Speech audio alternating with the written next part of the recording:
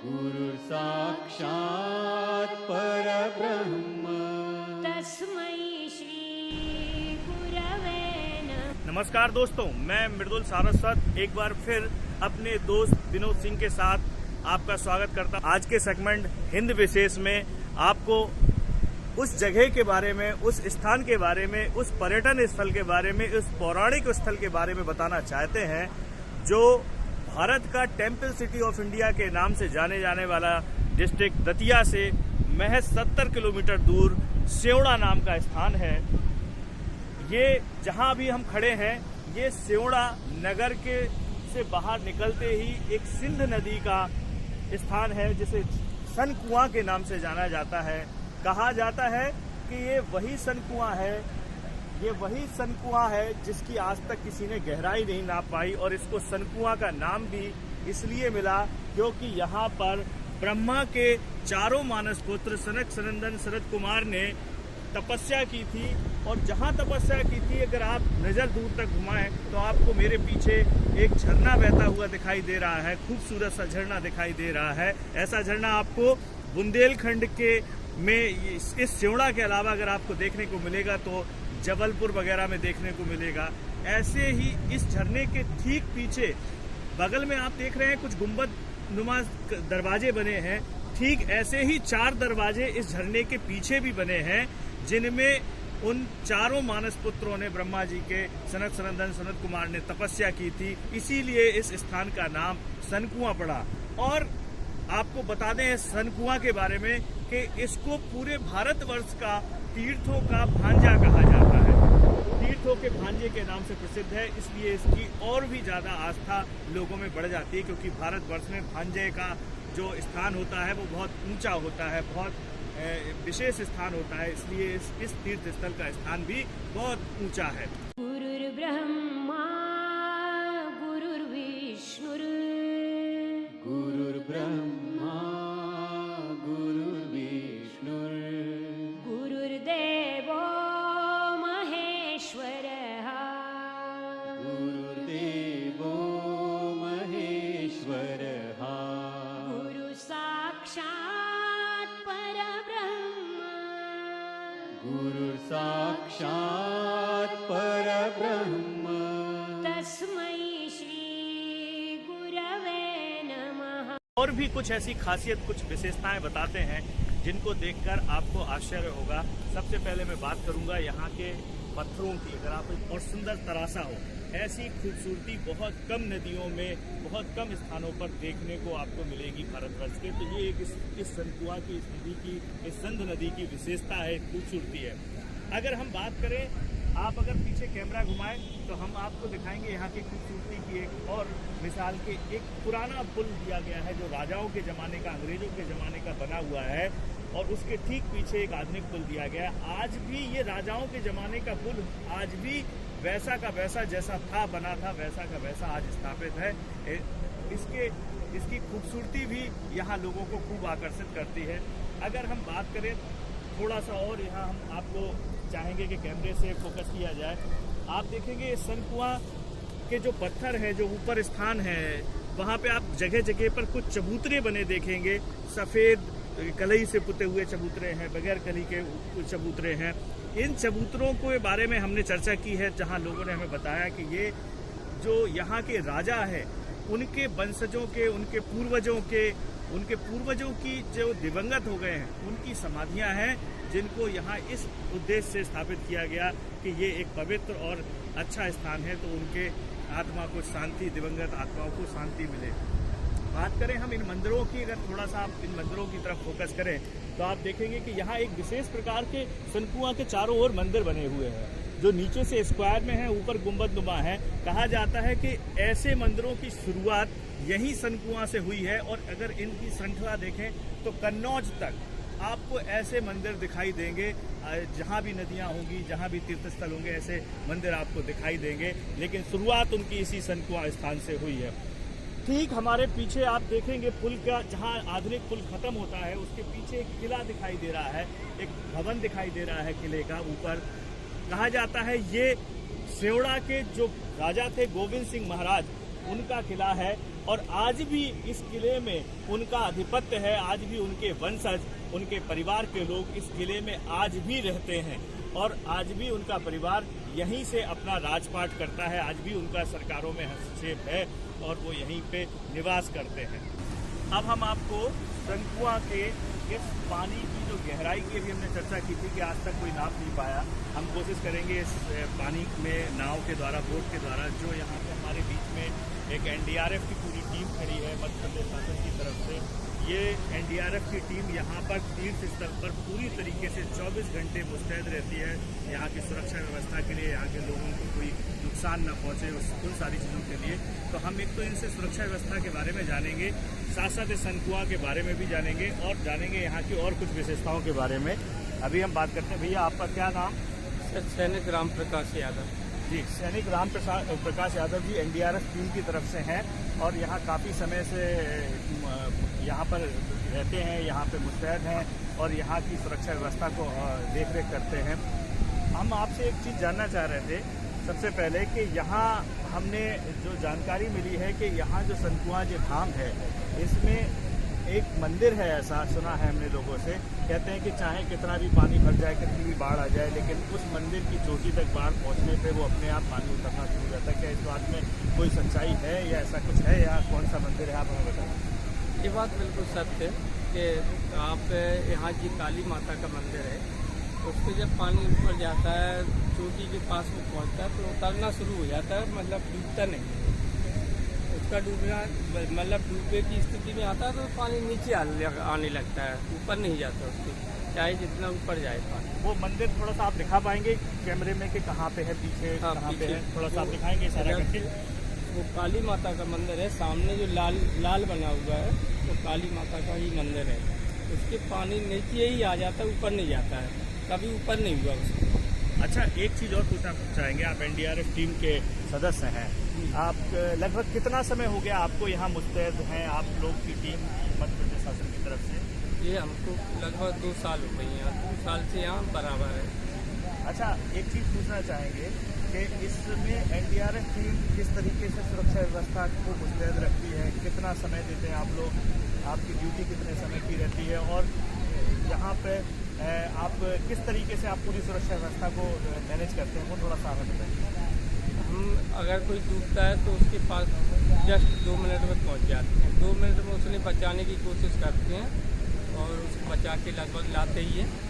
और हम लोग यहाँ 7 लोग रहते हैं, 7 गार्ड के तैनात हैं जो इसकी सुरक्षा व्यवस्था देखती हैं, रात में गश्त भी करते हैं यहाँ पे।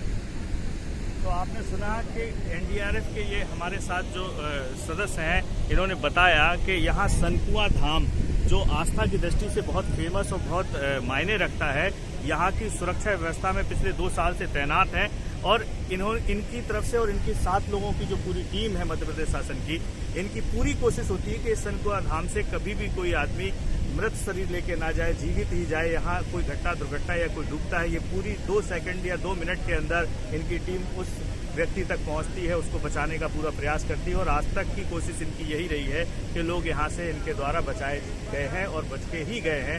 ऐसे मौके नहीं आए कि इनको ऐसा रहा हो कि कभी के शायद कोई डूब गया हो। और अब हम इनके साथ इस सनकुआ धाम का जो बीच में गहराई है, इसके बारे में हमने सुन रखा है कि यहाँ पर इसकी गहराई कभी भी समझना पे चलते हैं इनके साथ, इसका थोड़ा सा देखते हैं, मुआयना करते हैं बोट पर चल के और इसके बारे में भी इनसे जानेंगे अंदर।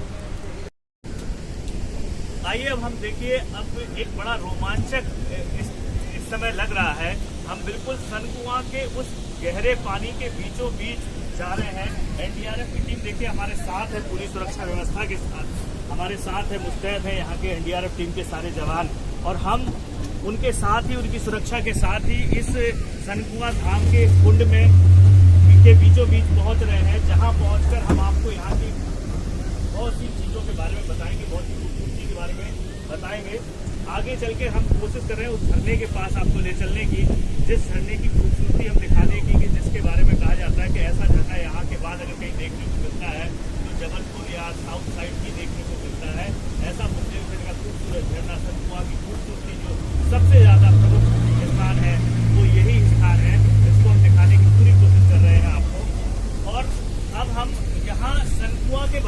एक और हमने बहुत पुरानी चर्चा सुनी है यहाँ के लोगों से, यहाँ के वासियों से, पुराने लोगों से चर्चा की बात की, हमें जानकारी मिली कि ये सनकुआ धाम में जो यहाँ के एक पुराने राजा थे, राजा गोविंद सिंह, उन्होंने इस सनकुआ धाम में एक बार एक बड़ी खूबसूरत मछली को देखा था और वो मछली उनको इतनी खूबसूरत लगी, इतनी सुंदर लगी कि उन्होंने निश्चय कर दिया कि उस मछली को हम चिन्हित करेंगे। और उन्होंने चिन्हित करने के लिए उस मछली को सोने की नथ पहनाई और नथ पहनाने के बाद उसको इसी सनकुआ में छोड़ दिया। आज भी लोगों का मानना है कि वो मछली जीवित है, बरसों बाद भी, और आज भी यहाँ दिखाई देती। कितनी सच्चाई है इस बारे में हम यहीं हमारे साथ DRF टीम के साथ हमारे कुछ गोताखोर भी हैं यहीं के, उनको यहीं के निवासी हैं, उनसे जानने की कोशिश करते हैं।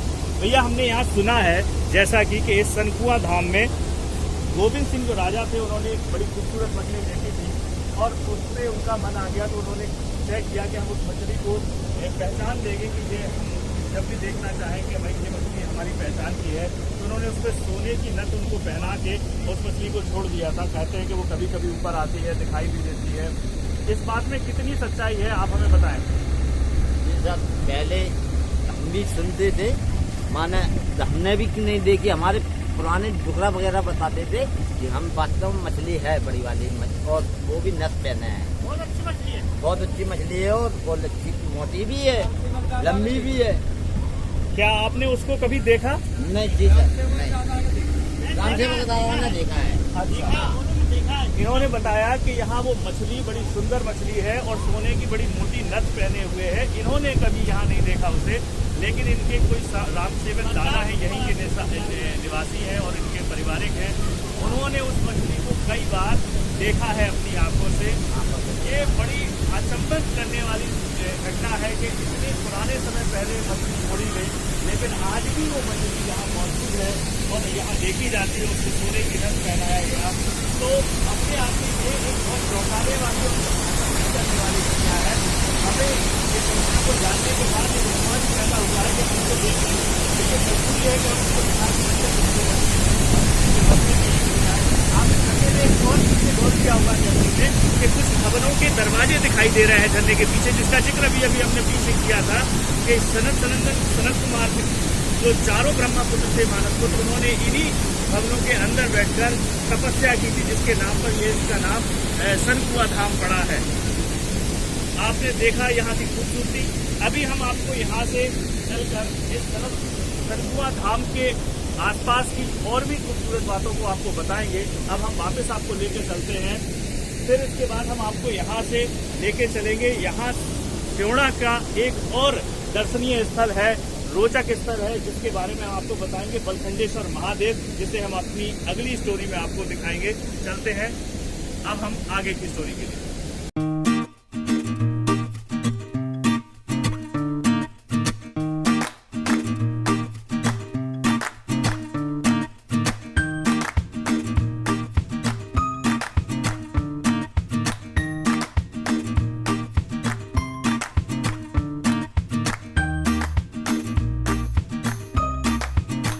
सनकुआ धाम का एक विशेष स्थान जिसे कहते हैं गौमुख। आप गौर से देखें, पानी के अंदर पूरा गाय का एक मुख बना हुआ है और इस मुख से बराबर पानी निकलता रहता है, पानी का स्रोता निकलता रहता है, जो सीधे सनकुआ धाम में पानी जाता है। इसके बारे में कहा जाता है कि ये गौमुख कभी सूखता नहीं है, यहाँ से बराबर पानी निकलता रहता है। और ये पानी आता कहाँ से है, कहाँ से इसका स्रोता है, कहाँ से इस पानी आकर यहाँ मिलता है। देखो ये नीचे यहाँ के निवासी हैं, ये हमें दिखाने की कोशिश कर रहे हैं पानी में हाथ लगाकर कि गौमुख अभी भी दिखाई देता है नीचे की तरफ। हम इनसे ही जानते हैं इस गौमुख की विशेषता और इस गौमुख के में पानी आने का कारण और कहाँ से आता है, क्या सब, इस सारी जानकारी हम इनसे ही जानने की कोशिश करते हैं। भैया जी, ये जरा बताएंगे आप कि ये गौमुख में पानी कहाँ से आता है, इसका स्रोता कहाँ से है और इसकी क्या विशेषता है? ये भांडेर की सौंदर्या का पानी आता है यहाँ पे सेवड़ा में, और बहुत सी जनता आती है यहाँ पे देखने के लिए। इस पूरी गौमुख बंद हो जाएगी, मगर ये पानी बंद नहीं होगा सर, जिंदगी भर ऐसा ही चलता रहेगा, कभी भी बंद नहीं होता है। ये भांडेर की सौंदर्या का पानी है, कभी भी बंद नहीं होगा, ऐसे ही बराबर चलता रहेगा। अच्छा, यहाँ हमने सुना है कि भांडेर की जो सोन तलैया है उसका स्रोता यहाँ गौमुख में खुला है। उसके बारे में हमने ऐसा सुना है कि वहां से एक बार कोई लोटा छोड़ा गया था और वो लोटा यहाँ आके निकला था सनकुआ में। निकला है। तो इससे ये साबित हुआ था कि साहब यहाँ वो वहां से एक झीर जो है वो डायरेक्ट यहाँ तक आई है। इसमें कितनी सच्चाई है, थोड़ा इसके बारे में बताइए। इसमें ये लोटा पर ये लोटा पहले आया था, पहले पुराने डुकरा वगैरह थे, उन्होंने भी बताया था कि यहाँ पे इधर से निकला था। जब इसमें अड़ गया था तो पानी बंद हो गया था, तो इसकी ये पार्ट हटाई गई, जब वो निकाला गया था, जब सफाई हुई थी इस नाली। हम अभी पहुंच गए हैं सनकुआ धाम के ठीक बाईं ओर एक बहुत पौराणिक, बहुत ऐतिहासिक पुराना मंदिर है, जिसके इतिहास के बारे में हम यहाँ के जो निवासी हैं राजेश जी उनसे जानेंगे। पर ये मंदिर को देख के ऐसा लगता है कि ये कम से कम 1500 साल पुराना ऐतिहासिक मंदिर है। इसकी क्या विशेषता है? इस शुक्राचार्य जो राक्षसों के महागुरु थे शुक्राचार्य, उनका मंदिर यहाँ है, उसकी क्या खासियत है, क्या विशेषता है, उनके बारे में यहाँ क्या जानते हैं लोग, ये सारी जानकारी हम यहाँ राजेश जी जो यहाँ के निवासी हैं उनसे जानने की कोशिश कर रहे हैं। तो राजेश जी, आप हमें ये बताइए कि ये जो शुक्राचार्य जी का मंदिर है सनकुआ धाम में, ये लगभग कितने वर्ष पुराना है और इसको या क्या आज भी इसके बारे में कुछ विशेष बातें जो भी आपको जानकारी में हो वो कृपया हमारे दर्शकों को बताइए। ये 500 साल पुराना है सर, चूने का बना हुआ है, वैसा नहीं बना हुआ है। और यहाँ पे तो बहुत माना कलाकारी है। यहाँ पे हर आदमी आते हैं घूमने के लिए। यहाँ पे ये महाराज जी जाते हैं बलखंडेश्वर वो जल चलाने के लिए, और रोज ही न जाते हैं। यहाँ पे गुफा भी है बहुत गहरी, उसमें और जाते हैं, किसी को दिखाई नहीं देते। डमरू वाले महाराज ने भी नहीं देख पाया कि कौन आता है यहाँ पे जल चलाने के लिए, कौन क्या करता है। आप कौन से महाराज जी की बात कर रहे हैं? जो डमरू वाले हमारे बलखंडेश्वर वाले। और यहाँ किन की बात कर रहे हैं कि कौन यहाँ से जाते हैं वहाँ पर? यहाँ बलखंडा जी जाते हैं शुक्राचार्य जी। अच्छा, मतलब इनका कहने का मतलब ये है कि ये जो शुक्राचार्य जी का मंदिर है, जो राक्षसों के महागुरु कहलाते हैं, कहते हैं, ये सामने आप मूर्ति देख रहे हैं, ये उन्हीं शुक्राचार्य गुरु जी की मूर्ति है, प्रतिष्ठित है। यहाँ आज भी इनकी पूजा और प्रार्थना यहाँ की जाती है। अगर आप अंदर की तरफ गौर करें तो शंकर जी का, महादेव जी का शिवलिंग कई हिस्सों में कई जगह विभाजित है। एक ये बड़ा शिवलिंग है महादेव जी का, और उसके जस्ट बगल में एक छोटा शिवलिंग और है। एक शिवलिंग यहाँ भी विराजे हैं महादेव, क्योंकि कहा जाता है शुक्राचार्य भगवान भोलेनाथ के परम प्रिय शिष्यों में से एक थे और उनकी बहुत आराधना किया करते थे। आज भी कहा जाता है, जैसा राजेश जी ने बताया, कि आज भी शुक्राचार्य जी अदृश्य रूप से इस मंदिर से के बगल में बाहर एक गुफा है, जो सामने पहाड़ों पर सनकुआ धाम के सामने दाईं ओर पहाड़ों पर एक बलखंडेश्वर महादेव जी का मंदिर है। आज भी उस गुफा के रास्ते उस बलखंडेश्वर महादेव के मंदिर में जाते हैं और जाकर वहां आज भी जल चढ़ाते हैं, चावल चढ़ाते हैं, फूल चढ़ाते हैं। कहते हैं कि कई बार लोगों ने इसको जिज्ञासा बस जानने की कोशिश करने के लिए कई बार कोशिश की कि उस क्या नाम करके उस स्थान को, बलखंडेश्वर महादेव को साफ किए, पूछा गया, उनको ठगने की कोशिश की गई कि देखें ऐसा क्या सच्चाई है, क्या ऐसा होता है या कोई व्यक्ति आके ऐसा कर जाता है। लेकिन जितनी बार भी 100 तालों में बंद करके या कितनी भी सुरक्षा दृष्टि से करने की कोशिश की गई, लेकिन यही पाया गया कि आज भी वहां पर कोई अदृश्य शक्ति आती है और जल, चावल और अक्षत, फूल वगैरह चढ़ाकर जाती है, बेलपत्ती वगैरह। आप मेरे सामने अगर गौर करें तो सनकुआ धाम के ठीक दाईं ओर ऊंची पहाड़ पर जो सामने दिखाई दे रहा है, वही बलखंडेश्वर महादेव का मंदिर है। हम आपको अपनी अगली स्टोरी में वहां भी लेके चलेंगे। अभी हम इनसे, राजेश जी से, उस गुफा के बारे में जानने की कोशिश कर रहे हैं, जिस गुफा का जिक्र उन्होंने किया कि जहाँ से शुक्राचार्य जी आज भी जाते हैं पूजा करने। आते हैं। कौन सी गुफा है राजेश जी? ये बगल में ये वाली गुफा है, इधर कैमरा लगाओ, ये देखो, ये वाली गुफा है, इसमें हो जाते हैं सर। इसमें से सीधा जाएंगे, बलखंडेश्वर निकलेंगे, वहाँ पे भी एक सुराख था जैसे दीवार में, उसमें निकलते थे, बाकायदा फूल कन्हैर का मिलेगा और जल चढ़ा हुआ मिलेगा। अभी तक किसी को नहीं पकड़ पाया है, किसी ने भी। पहले लगे ना को, अगर पकड़ नहीं पाए। ये शुक्राचार्य, तो आपने देखा कि ये गुफा अभी दिखाने की कोशिश की गई है, वही गुफा है जहाँ से शुक्राचार्य जी डायरेक्ट वहां जाते हैं बलखंडेश्वर महादेव मंदिर, वहां भी इस तरीके का ही एक मुख है गुफा का, जिस मुख से निकलकर शुक्राचार्य जी वहां पहुंचते हैं। और कहा जाता है कि आज भी वहां पर वो कनेर का फूल, विशेष रूप से कनेर का फूल और चावल और जल आदि चढ़ाते हैं और पूजन करते हैं। काफी प्रयास किए गए इस बात की गुत्थी सुलझाने की कि आखिर ऐसा कौन करता है, कैसा करता है, या इस बात में कितनी सच्चाई है, लेकिन आज तक कोई इस बात का पता नहीं लगा सका, कोई पकड़ नहीं सका कि कौन आता है, कब आता है, कैसे आते हैं। इसलिए आस्था के लिहाज से आज भी लोगों का मानना है कि महाराज शुक्राचार्य जी ही जाते हैं यहाँ से और पूजा और तप करते हैं आज भी। इसलिए यहाँ का एक विशेष महत्व है लोगों की नज़र में, लोग इसको बड़ा आदर के भाव से देखते हैं। दोस्तों, आज हमने आपको भारतवर्ष के टेम्पल सिटी ऑफ इंडिया कहे जाने वाले दतिया जिले के मध्य प्रदेश के सियोड़ा के बारे में आपको बताया। सियोड़ा की खासियत, सियोड़ा के धर्मकुंड सनकुआ के बारे में बताया, जिसकी महानता प्रयाग से कम नहीं आंकी जाती। यहाँ पर भी लोग कहते हैं कि अगर पूर्वजों को विस्मृत किया जाए तो उनकी आत्मा को शांति मिलती है। ऐसे धर्म कुंड जहाँ की अनेक विशेषताएं हैं, उसके बारे में हमने आपको बड़ी खूबसूरती से एक एक बारीकी को बताया।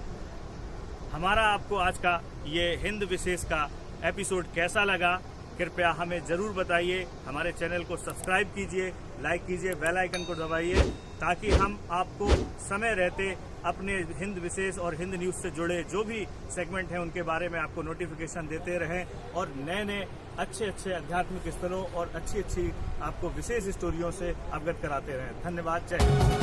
ओम नमः शिवाय।